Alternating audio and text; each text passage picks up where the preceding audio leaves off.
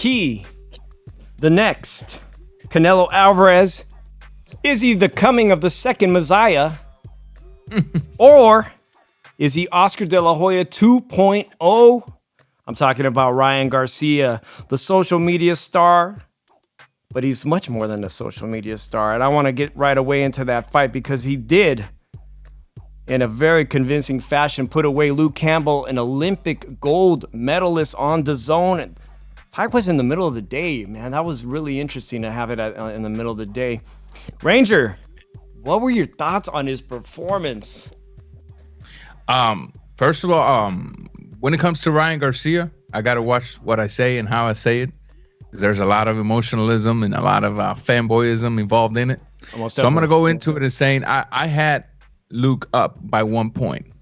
That's not to say that he was going to win the fight, because Ryan Garcia had started to take over the fight, specifically after the end of that fourth or fifth round when he caught him with that mean left hook to the head that actually turned him. I'm not sure if it was the end of the fourth or the fifth round. After that right there, it was pretty much Ryan going uphill and Luke going downhill. He seemed to be a bit timid to open up throughout the whole fight, but especially after that event took place. Is he the next big thing? Is he going to be the next Canelo? Is he going to be the next Oscar de La Hoya? Well, there's two factors to look into this. The thing is, Oscar de La Hoya has a gold medal. Oscar de La Hoya has legacy in professional boxing, and Oscar de La Hoya is a businessman. Now, Ryan does not have a gold medal, but he is coming up. He is doing things for his own career, and you got to give props to that kid for wanting the big fights, for wanting the step ups. We just got to see what's next for him. I think he's going to be more like a Canelo if he stays consistent, in the sense that there is no gold medal in the way. Because I cannot see Ryan Garcia just moving forward in boxing and not thinking about business, right? Every boxer with a good team around him is going to be thinking about business. And right now he's hanging out with Canelo a lot. They're gym mates. Both of them are gym rats. And you can only speculate that, right? You can't ever say for sure. You can only speculate that he's learning from amongst the best. I mean, look at Canelo. Canelo, like I said in the live, when we did our live, once he fought Mayweather, he learned everything from that fight. Not only that his defensive game had to come up, but he learned that eventually he had to be a free agent. He learned that he had to be a businessman. Floyd Mayweather buys a soccer team, and now Canelo buys Las Chivas Rayadas de Guadalajara. So he's moving in the exact same steps as Mayweather when it comes to business, and I can only see that translating over to Ryan Garcia if, and only if, he remains disciplined in the game. And of course, discipline. Today, Oscar de la Hoya said that he thinks Ryan Garcia will be 10 times better than Canelo. Drew, 10 times better than Canelo Alvarez, who has never been floored. And something that we talked about on the roundtable, and I wasn't on that roundtable show last week because I had something else to do. But honestly, I was nervous to go on that roundtable because I hadn't really formed an opinion yet how this fight was going to go. I was still on the fence about how this fight, I didn't want to give my prediction. I was almost nervous about it. But a lot of people talked about his habits, his poor habit of keeping his chin up in the air prior to the fight on the roundtable, leave it in the ring. Shout out to D Styles, G Funky, Emil Caribe, and all the guys over there, David. Sure.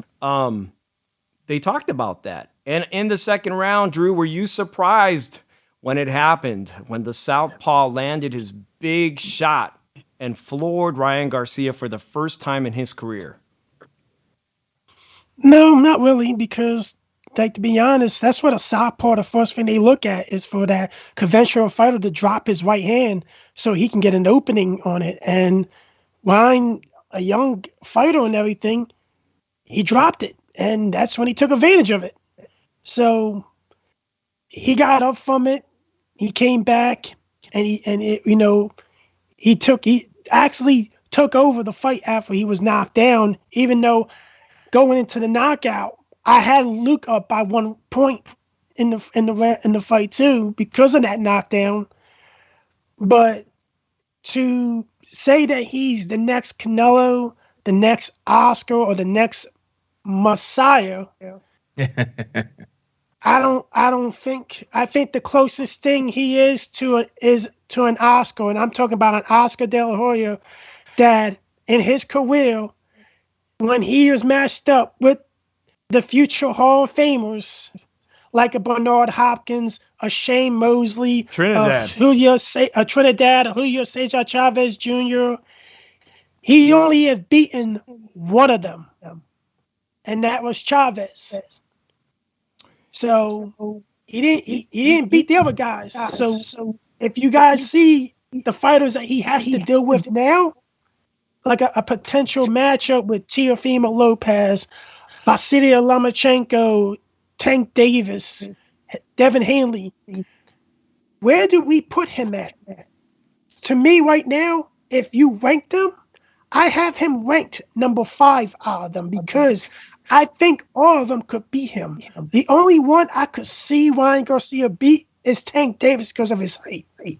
All right, so yeah. Ranger, Andrew, I'm not sure, is just feedbacking just a little bit, but Ranger, why do you think Luke Campbell failed to capitalize on that, putting him down in the second round? Why was he so timid? Well, one of the things I believe could be the speed of Ryan. Even though that Luke Campbell was doing okay, Luke Campbell, I can almost guarantee you that he came into that fight, right? Jittery. Yeah. Tense. He looked it. I was saying that I did a live reaction to the fight, and he looked timid from the open round, right? He never really got to relaxed. And then another thing we need to add is Luke Campbell has not shown to have that killer instinct. He has his prey hurt, and he's not the type of fighter that jumps on top of it like a dog on a steak. You know, it's as if once he has you hurt, he still wants to methodically find a way to hurt you again. When in reality, all he has to do is put pedal to the metal and get the job done. But I can understand with a fighter like Ryan Garcia, because notice one thing, and reaction is key on this. Notice one thing. Ryan Garcia went down.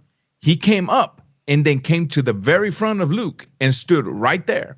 He didn't take a step back, right? So that could have also played an effect as to why Luke Campbell didn't say, okay, he ain't that hurt, so I got to be careful. So when you think about the speed factor, when you think about the power, because Garcia has already shown he has power, it can no longer be denied. A debate.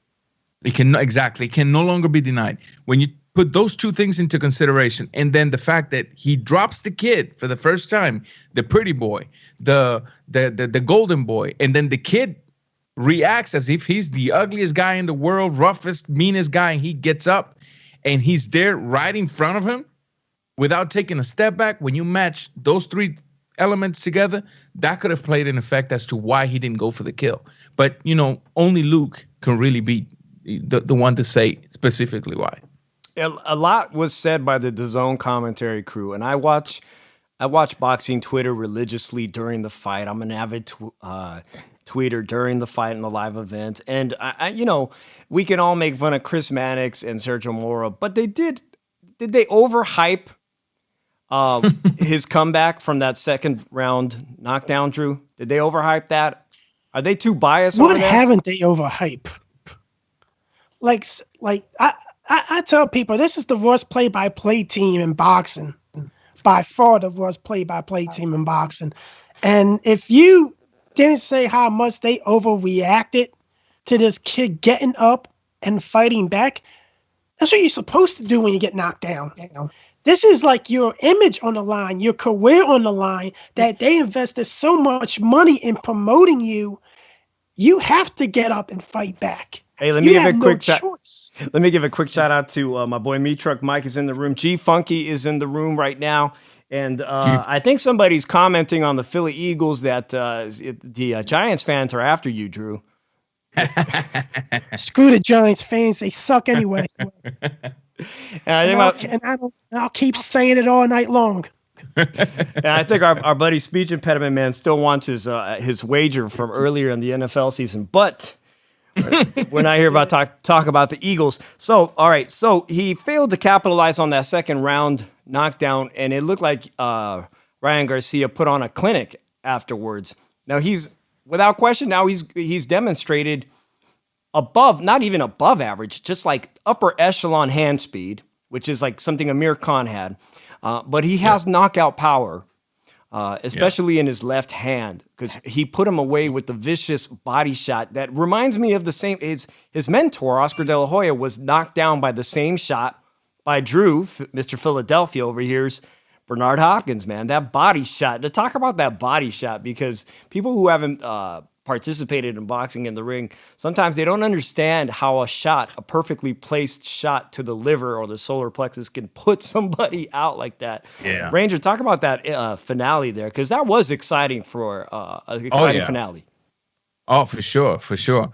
Well, a lot of the things that people need to realize when it comes to a body shot is, if you take a deep breath, looking for that breath that your body's desperately telling you to get from somewhere, because you're choking, because the pain is like a knife in your internals. If you go for that breath, it's over for you. If you talk to a lot of these fighters, they have survived vicious body shots. The first thing they tell you is, I held my breath as long as I could until I was recuperated. And then I pushed through. But if you notice Luke Campbell, he stretches, he goes down, and then he tries to get up. Then he goes on his knees and both hands, and that was all she wrote. But the key factor there is this.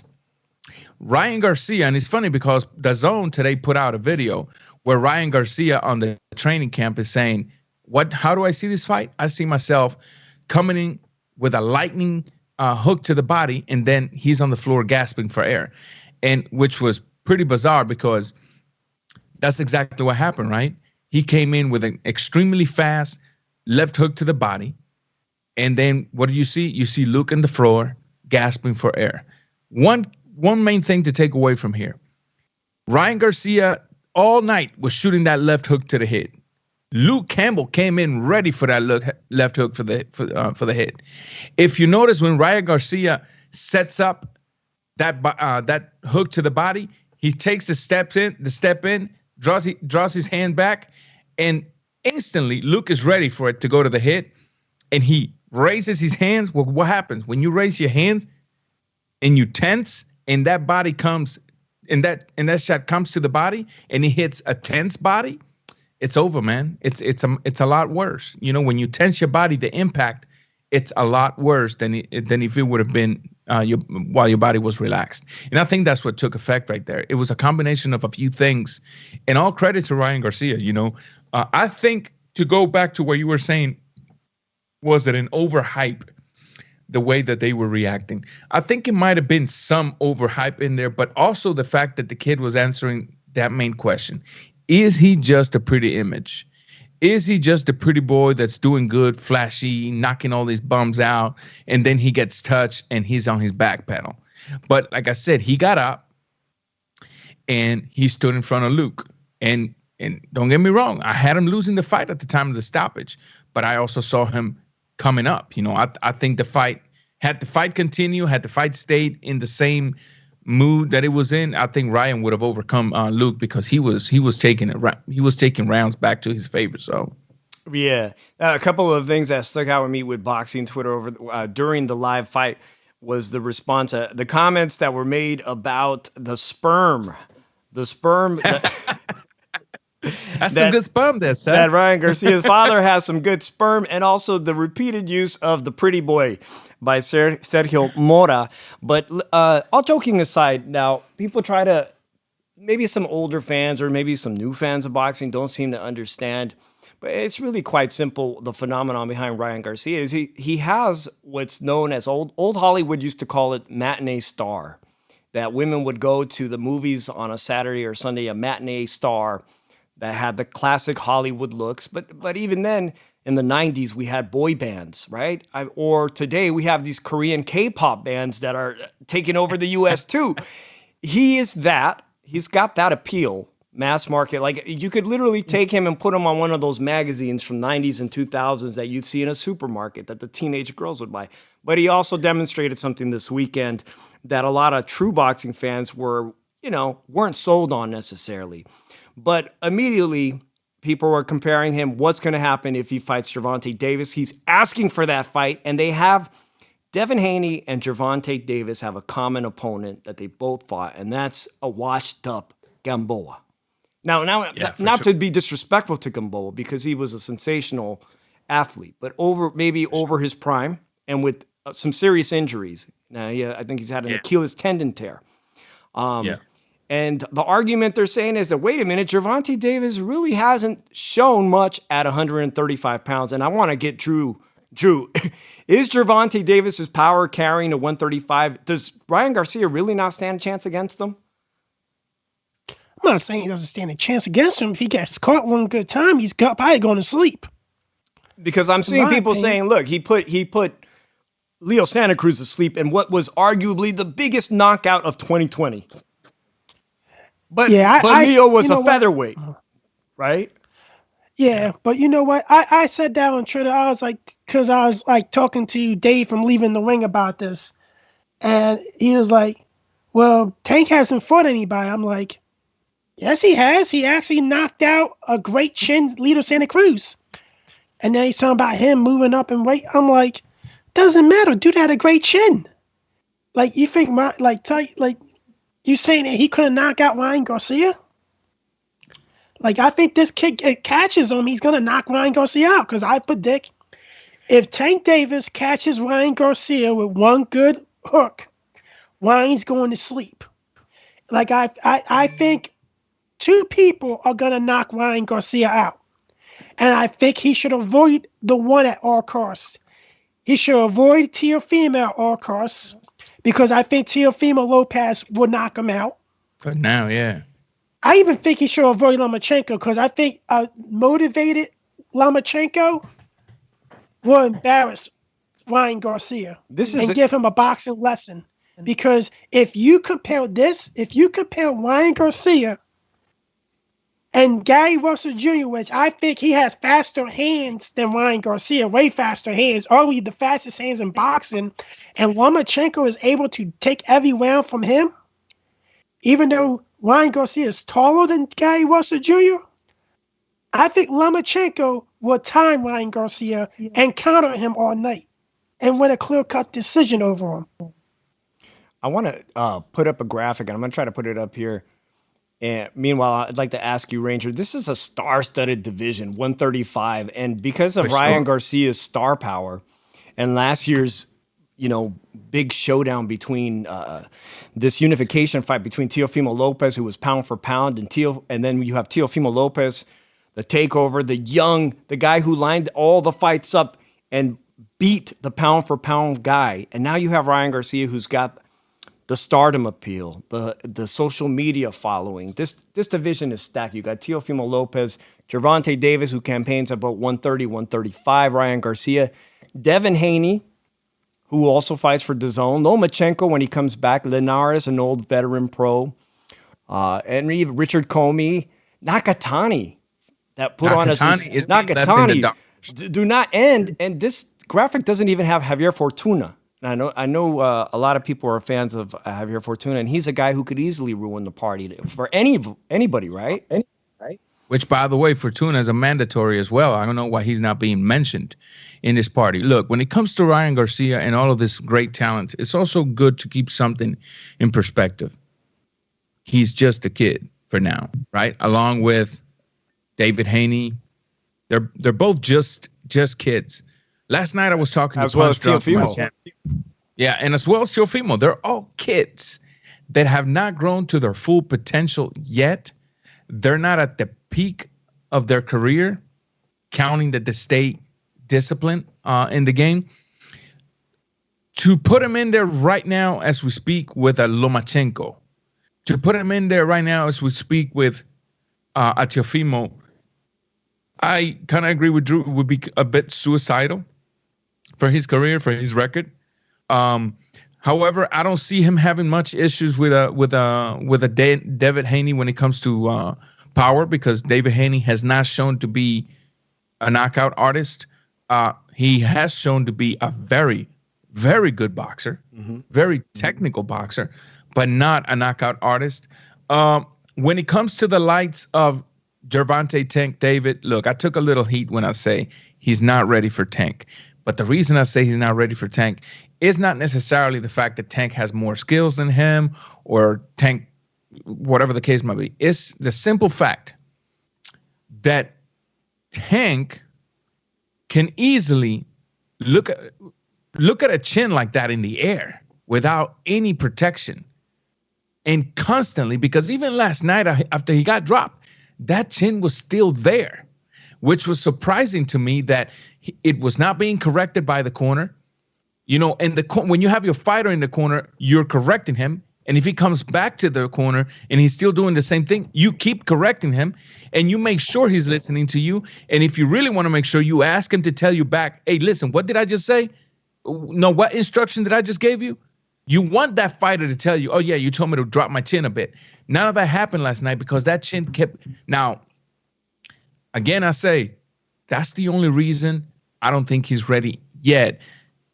Can he outbox Tank? Of course he can. Maybe. Can he potentially knock Tank out? Because Tank is a punching bag himself up to a certain level. He loves to get hit to give you a few, right? So there's the possibility of knocking him out. But the thing is, like I said, all it takes is one good placed shot in boxing to get your night and finish it off. And with your chin up in the air constantly, and a Tank that has tremendous hand speed as well, because can't nobody say Tank has the slow hands. Tank has speed. Tank, it doesn't matter. We want to argue, you know, I don't want to get in the middle of whether Leo was a featherweight moving up or not. At the end of the day, the only evidence we got is that Leo was a granite chin and he got cracked on that night by Tank, right?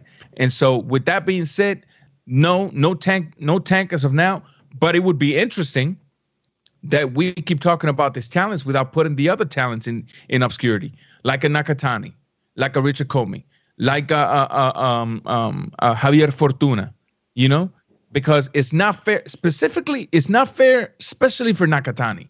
Okay, because let's be real here. When Nakatani got beat by Teofimo Lopez, the Haneyacks from the Haney camp came out to say, "Oh, Nakatani is nothing," right?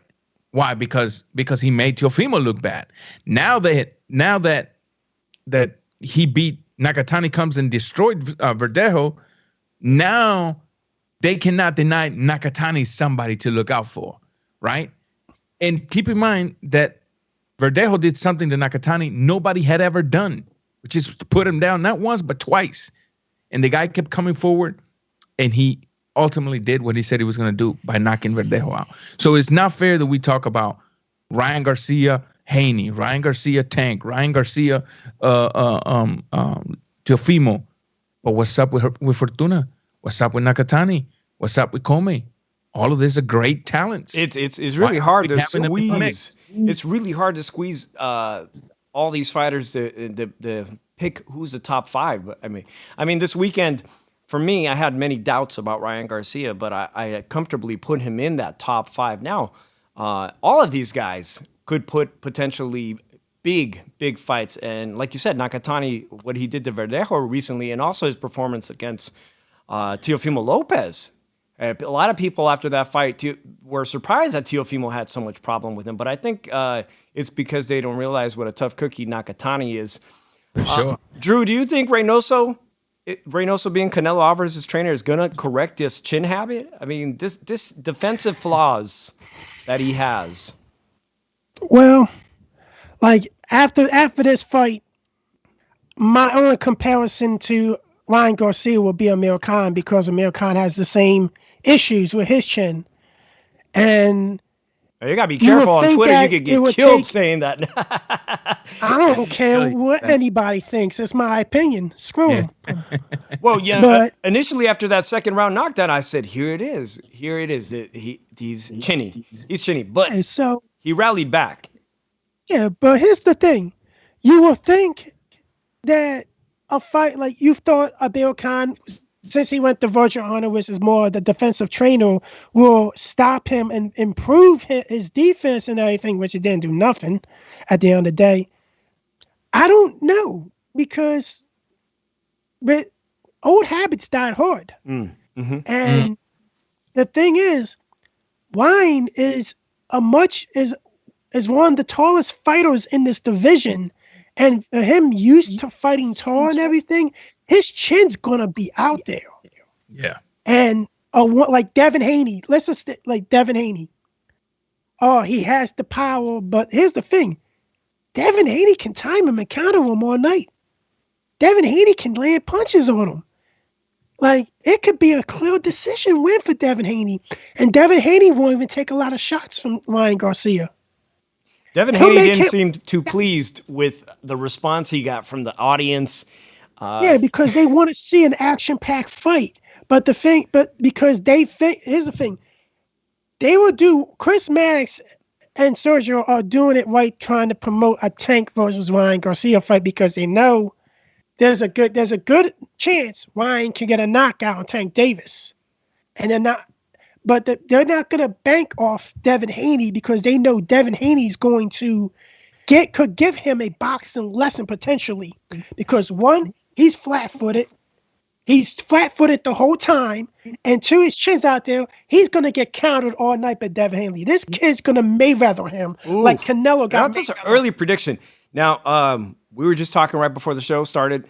As much as everyone wants to see, and even Ryan Garcia is calling out for this super fight between superstar Gervonta Davis, it looks like the WBC is going to order, all jokes aside, that Devin Haney is the email champion. It looks like they're going to order this fight immediately. Despite Devin Haney also having, you were telling me that his mandatory is Javier Fortuna, which is a good fight. It's a great fight, right? But they'd also like to see, it looks like we're going to probably see Haney versus Ryan Garcia first this year. I don't know. It's an in-house fight for DAZN, obviously. And I probably would favor Ryan Garcia at this point. I know you were just talking highly about Haney, but it looks like that's probably the right fight. And Ranger, I think you and I both agree that he's not ready for Gervonta Davis. And nobody seems to be really calling out Teofimo, even though that fight is plausible. We've seen Top Rank work with DAZN. We've seen them do that. We know that that Oscar has good relationships still with Bob Arum, and that fight is makeable. But again, I think those two fights between Ryan Garcia, Gervonta Davis, and Teofimo Lopez, I think they're going to let those marinate. And with all that talent that we just showed on that graphic, all the talent at 135, I think it's going to be smart for Oscar De La Hoya not to rush what he's banking on as his prodigy, as his future star. I don't think it's wise to rush him. We already know that he can fill seats when they resume boxing, and that he's right. And apparently on YouTube, he's already got 6 million views for the highlights, which is like, I think it's broken a Canelo Alvarez record on social media. Drew, you're going to say?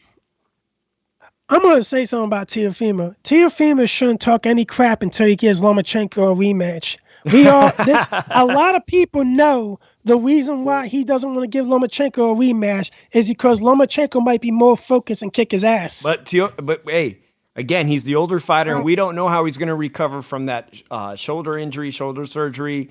I can think of recently of Keith Thurman, who after that shoulder surgery hasn't been much at 147 pounds. It's not the same one-time Thurman. Well, also we got to also remember, there was the shoulder rematch, but at the same time, people have put in obscurity the fact that Teofimo wasn't 100% that night either. He also was carrying around an injury, and so we never got to see both fighters at their full potential. However, I don't think the fight with Teofimo was so much, my shoulder was hurting.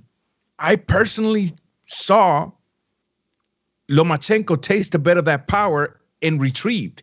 Didn't open up as much as he usually opens up, because not only did he have power in front of him, he had a guy that was very, very quick to the trigger, and a guy that was keeping a very good mid-range and trying to set traps. So there was a lot of things playing into effect, but I think mainly he tasted that power and and perhaps he didn't want a lot of it. He thought he was gonna outbox Teofimo, but the thing is, we seem to forget Teofimo was a hell of a boxer, man, and puncher, and he carries a power behind his punches as well. Yeah. Which ultimately, I think, when Ryan Garcia, if he does fight Teofimo Lopez and gets that opportunity, we're gonna have two guys who have sensational punch power.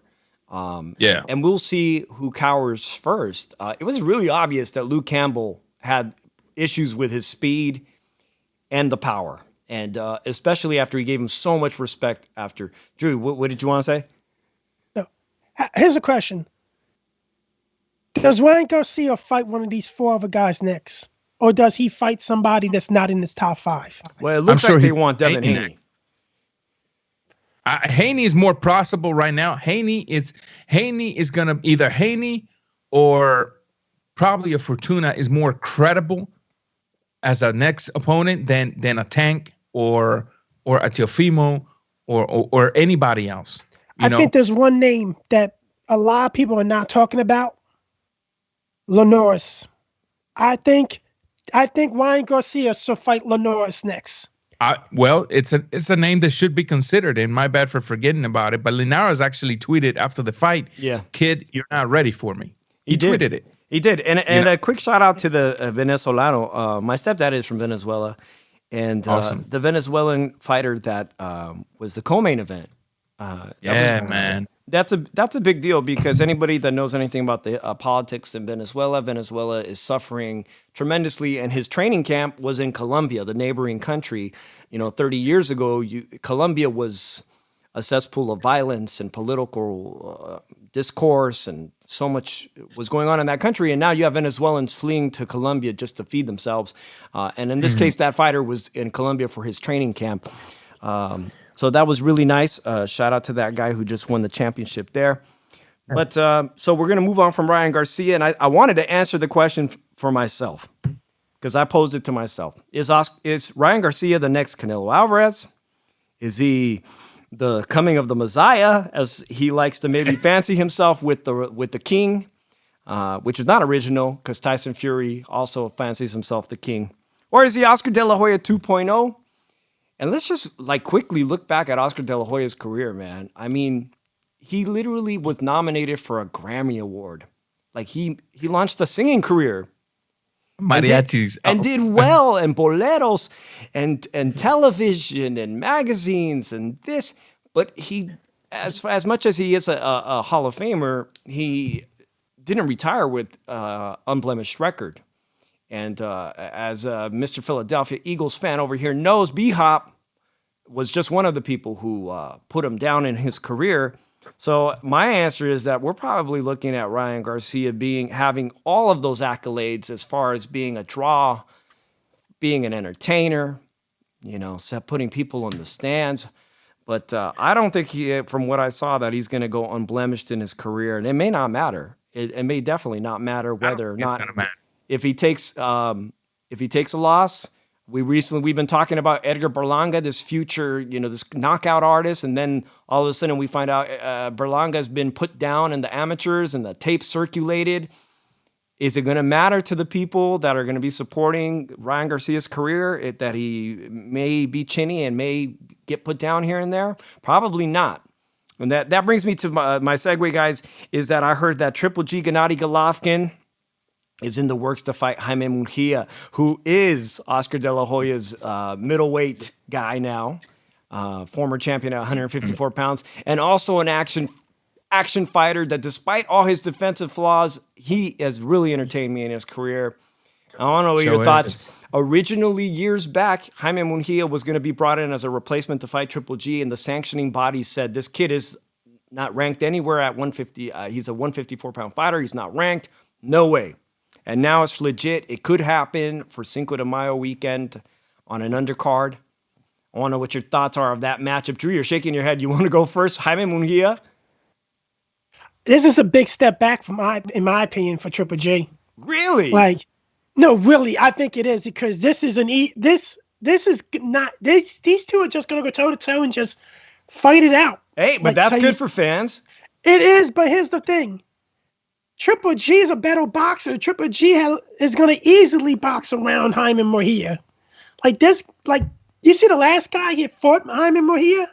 I had a guy winning by 3 rounds before he got that cut on his head. Where a lot of people thought Dennis Hogan was robbed in Mexico. Dennis Hogan, an Irish fighter from I think Australia, but Irish descent. A lot of people thought he was robbed. If Eddie Hearn promised the best fights for Triple G, the best fights at middleweight is Jamal Charlo and Demetrius Andre. Okay, Demetrius Andre in-house and still trying to get a fight with Gennady and deserves a fight with Gennady, in my opinion. Sure. But I'm not going to hate. And on that fight, I think Triple G and Mejia, I think that fight is going to absolutely be a barn burner. Ranger, what are your thoughts on Jaime? Is he ready? Is Jaime ready for Triple G? In my humble opinion, it's hard to say 100%, but I'm going to say no as of now.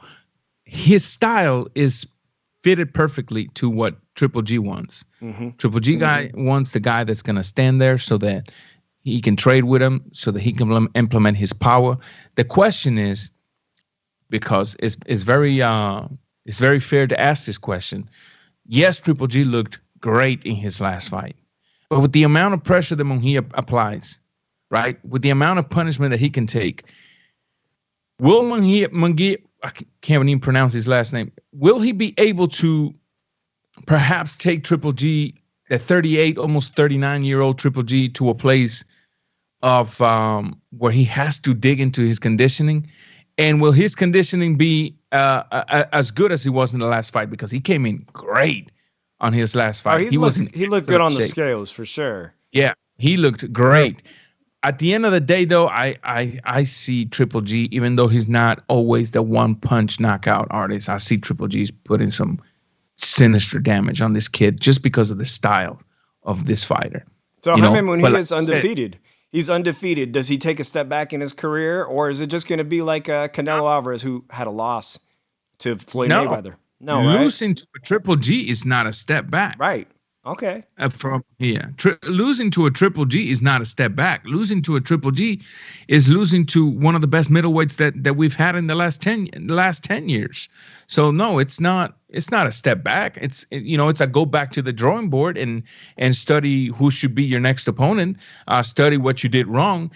Work on correcting it and implementing better tactics. But no, hell no, it's not no step back for him to lose versus Triple G.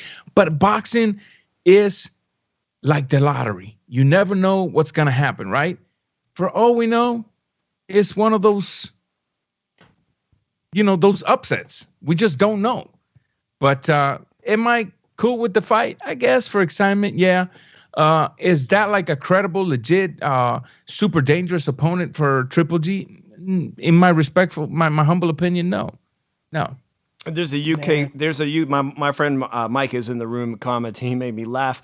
And I was thinking about, we actually went to the rematch of Gennady Golovkin, the second fight with Canelo, and I told him to bet on Jaime. I think he fought a UK fighter, a really pleasant guy, a UK fighter with the mustache, and I told him O'Sullivan. Yeah, O'Sullivan, exactly. Yeah. And I remember he made money that night because O'Sullivan was taken out by Jaime Mejia. So I don't know if that's going to be on a card with Canelo Alvarez, but they've done that before, I think. Am I right? Or maybe I've got all my fights wrong. But nonetheless, I think it's going to be exciting. Drew? Like I think the move should be, if he can't get a fight with Andre or Charlo at middleweight, he needs to move up to super middleweight.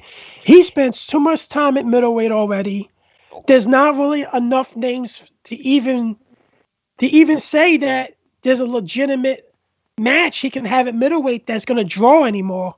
I think he might need to move up to super middleweight, because there are so many other matchups that Triple G can have, and like even a trilogy with Canelo, which I don't want to see again. No, me neither. Caleb Plant, I could see him fighting Caleb Plant. I can even see him fighting Billy Joe Sanders, probably. Let's take a call, guys. Let's see if the phone line is working real quick, which I do have the phone line here working. 951, are you on the air here with the Shoeshine? 951. It always seems to amaze me. My phone line is down. I appreciate it if you want to leave the comment in the chat 951, or maybe I'll just give you a ring on my phone.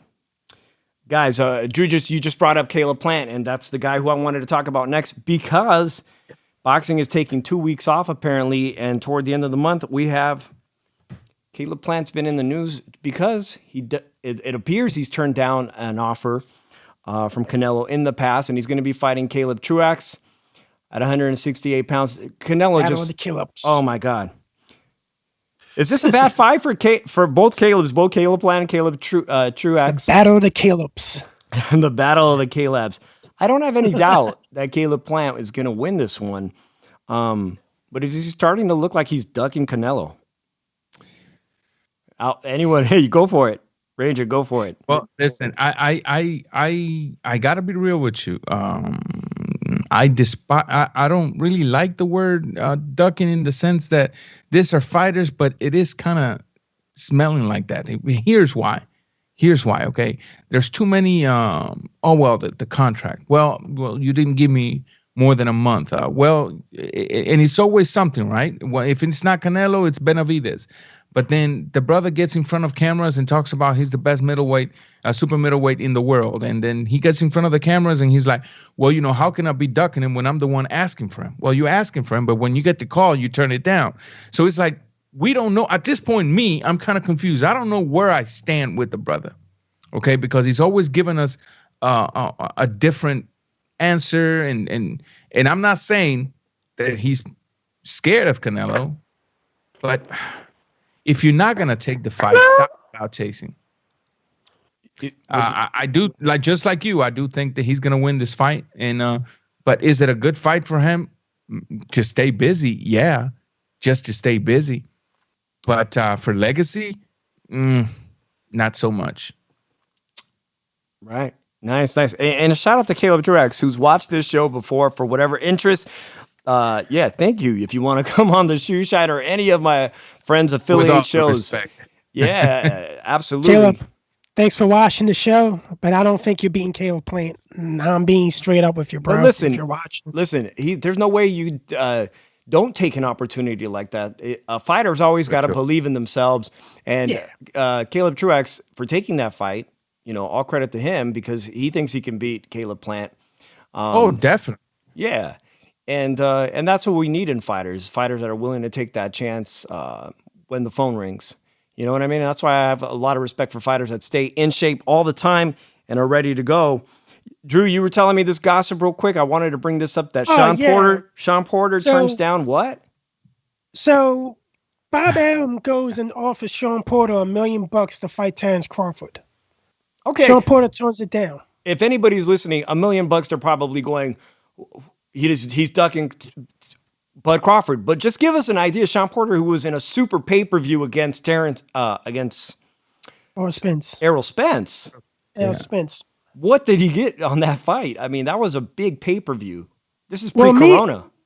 Well, we were talking about this before the show came on and everything. Ranger was saying that he was guaranteed like 45%. He was either something between 35 to 45 in total. After the percentages and his papers, he walked away with a little over $5 million. That's what we keep hearing. So now, I mean, for him to just go ahead. I don't want to steal that. No. Go ahead. Finish up. For him to just be all of a sudden offered $1 million, it could be interpreted in different ways. One of the ways it can be interpreted is, well, let's see if we can get him for the least amount of money, so that we can make the most amount of money. Right? Because Bob Arum is famous for saying, I'm losing money every time I'm promoting this cat right here. Right? Yeah, he did. He did say that publicly. It's only fair. It's only fair to assume that the reason he's being low ball like that is, well, let's see if we can hook that fight for this much so that we can keep this much. Or it could also be a way to say we offered you the fight, you turn it down. Now we got other fighters to chase. Which one of the two is it? I'm not so. I don't want to make up my mind on neither because it could be either or. You know what I mean? At this point, promoters play these games real well, guys. Real well. So we just have to wait and see. But I think if Kell Brook got $2 million to fight Terrence Crawford, the least that they could have offered Sean Porter was $2 million. That's the least. That's bottom of the barrel, scratching, taking a little sponge to extract the last drop of the barrel. $2 million should have been the minimum, just because Kell Brook, that's what he got against Terrence Crawford. Yes. I here's the thing. Like, I think I don't understand why you would offer a top 5 welterweight, a former welterweight champion of the world that has beaten top-notch competition in his division $1 million to fight potentially the pound-for-pound best fighter in boxing right now, knowing that he gave a guy that you're chasing and the roughest fight of his career and made more money than what Bob Arum is offering him to fight you, and fought him for like almost $5 million. Well, you're offering him $1 million. I think it's a little BS. I think at the end of the day, Bob Arum's looking for a reason to say, "Hey, Terrence, I tried to get you a good fight, and he didn't take the money and everything." And this is the main reason why Terrence Crawford needs to leave.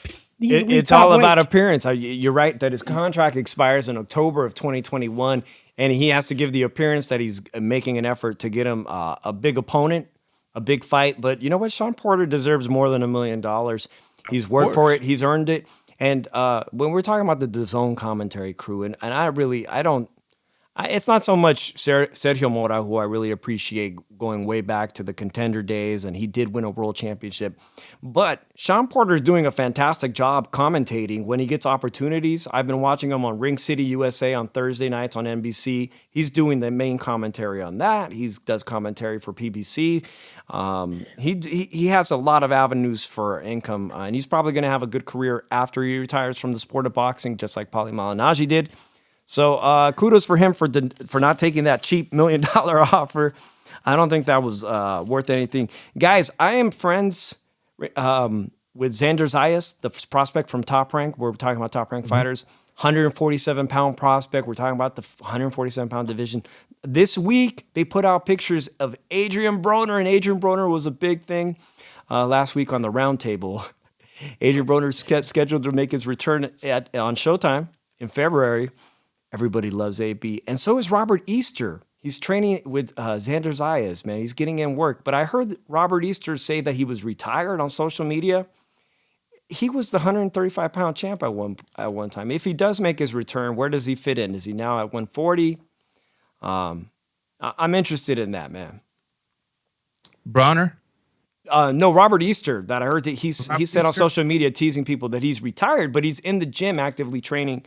What it looks like in a camp as well. So if somebody wants to let me know, they can tweet me, DM me at the Mike and Dave 1 on Twitter, what Robert Easter's really up to. But Ranger, what are your thoughts on these prospects? So like young fighters like Xander Zayas, you've got these prospects like Ennis from Philadelphia, and of course. Oscar's got his own 147-pound contender. What are your thoughts on those contenders for 2021? Well, the one thing to think when it comes to these people is these opponents is the way they're going to be managed. They have to be careful how to manage them. These guys have to stay disciplined. A lot of the things that are contenders, our prospects, wrestle with today is the pressure from social media that if he's got this, I got to have that. If he's doing this, I got to have this. And if he was throwing hundreds in the air in the club, I got to go do thousands in the air in the club. And the minute these prospects do that, AB can tell you what happens. It can take you to having $13 in your bank account.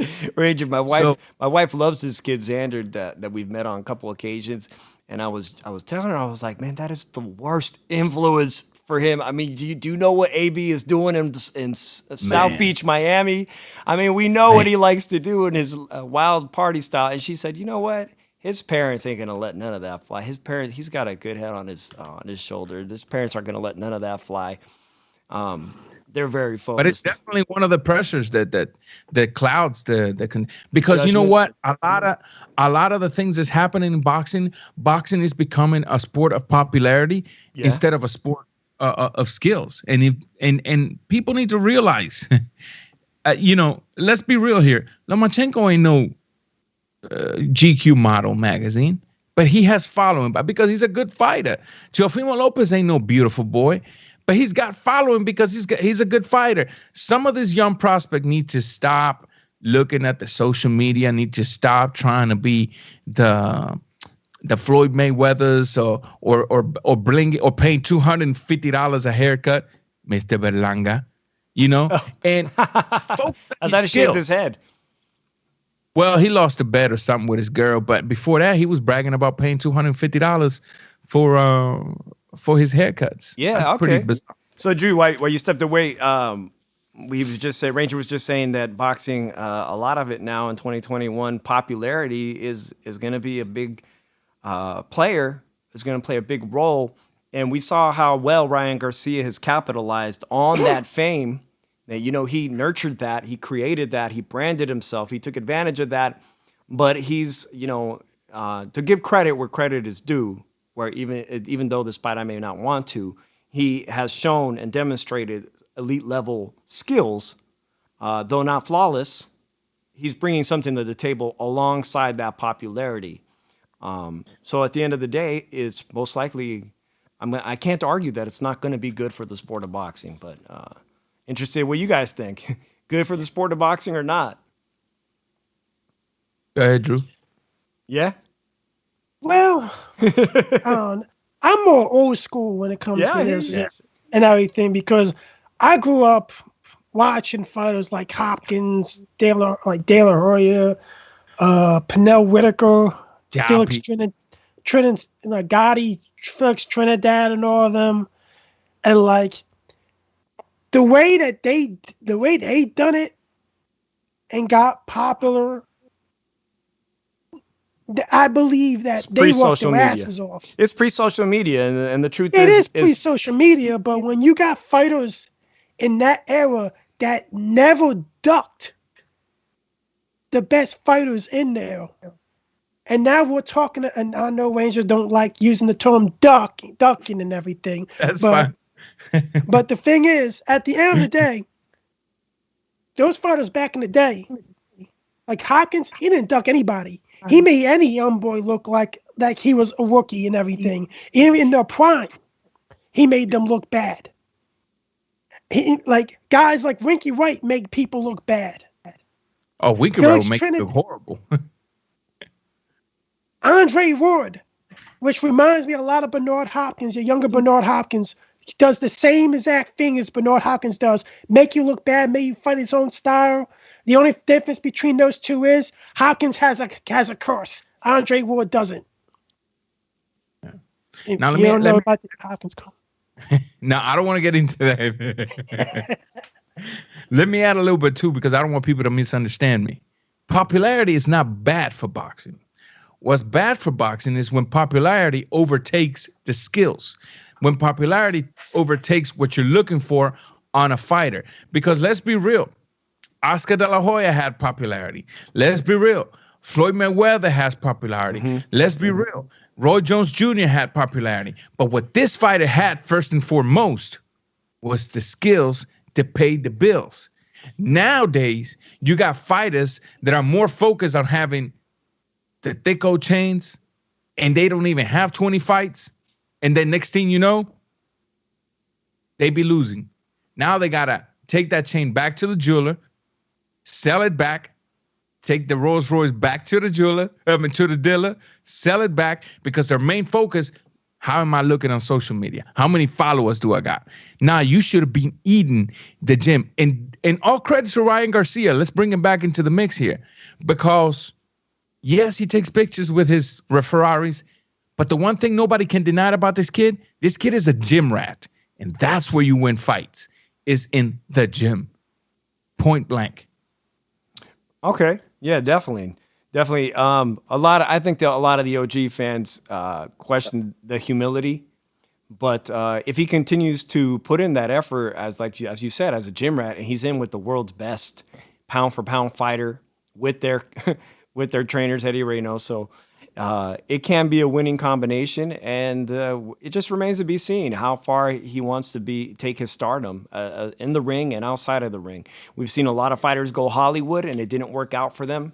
But right now, it just seems like the train, the hype train, or whatever you want to call it, it's just starting, and it was a great way to start the year 2021. I know that there are no fights. There's not much going on in boxing for the next 2 weeks, and I wanted to thank you, Ranger, so much for having us on your show on YouTube, because you've been at this for a really long time. My pleasure, man. Please let people know, hey, on your YouTube channel, I got your Twitter handle up here, and you'll be doing some more things this week, as well as you've been telling me you're going to be possibly getting some really big interviews with some well-established fighters coming up. For sure, man. Now they can find me on Twitter at Raw Boxing TV, and they can also find me on YouTube at Raw Boxing TV, all one word. They'll see I took a 6-year break, but I've been back. I'm putting in the work, and we're going to keep moving forward. I'm working on getting some big names in there. Unfortunately, some of these fighters, like yesterday, I presented on the screen the text I received from one of the fighters. Something happened to his daughter. We had to cancel the interview. And so, at that point in time, you got to understand that. With the case of Joe Joyce, I've already shown you or told you in private the issues I'm having with the manager. It was scheduled to take place today, actually, but it's most likely going to take place on Friday. And on the 15th, most likely, at Islandi Lara. Now, only thing we can do is keep working, keep asking, keep working with them because, like I was told by somebody that interviews a lot of big fighters, their schedule is not your schedule, and their lifestyle is certainly not your lifestyle. So they're going to tell you 1,000 times yes and only come on the show once. You just got to keep working. But yeah, man, find me at on YouTube, Raw Boxing TV. It was a pleasure having you guys on my show. And it was also great being here to Shoeshine for the first time. And hopefully it's not the last time, right? No, hopefully we'll have a lot more collaborations. And a shout out to everyone at Leave It in the Ring Network. I know that it looks like D-Styles and G-Funk, he was in the room. They were telling me they might be talking to Teofimo Lopez's father soon, if not tomorrow. And then as well as I think they're going to have the roundtable this week. And I know that I have a good friend, Jahir Martinez from Texas, that was at the fight. But it looks like in the Leave It in the Ring, Christine, who's a trainer in Texas, she was also ringside for the fight. So she'll be giving a firsthand account of the Ryan Garcia fight. That's the roundtable at D-Styles Boxing. Drew, parting words, my boy. Yeah, I really got to get on the media right now because, like, the media, they're all about saying stories, putting stories out there to make money and everything. But you guys are killing my quarterback's image and everything, and I think a lot of your reports are BS and everything. So I think Eagles fans, don't believe everything you hear, especially from ESPN. Especially from Max Cummins, bitch ass. But at the end of the day, take a deep breath, relax, get your composure. At the end of the day, we get rid of Carson Wentz. We're gonna suck for a very long time, Eagles fans. I'm just saying that right now. Get ready to suck for a long time because we're a bunch of idiots. Whether you threw the game or not, shout out to the Niner Nation. I don't see how any team goes to the playoffs with 6-10 record, 7-9 or whatnot. None of our teams are in the playoffs or going Super Bowl. It's been a crazy year. 2020 was a crazy year. Started off with my team and going to the Super Bowl, and we know how that ended up. But anyways, shout out to we have a new theme song, and I played it at the beginning, Honey Bee Sweet. So I'm just gonna end the show with that, guys. Thanks a lot. I'm Dave from the 408. Find me at the Mike and Dave 1. You can DM me there for content, and make sure you join us. We're going to be moving the Shoeshine to YouTube as well, because we all know this app is going down. And you can catch the show on Pandora. We're going to put this up on the Leave It in the Ring Network as soon as tomorrow. I'm Dave from the 408 Raw Boxing. Nice talking to you, Drew. Peace, guys. Nice, man.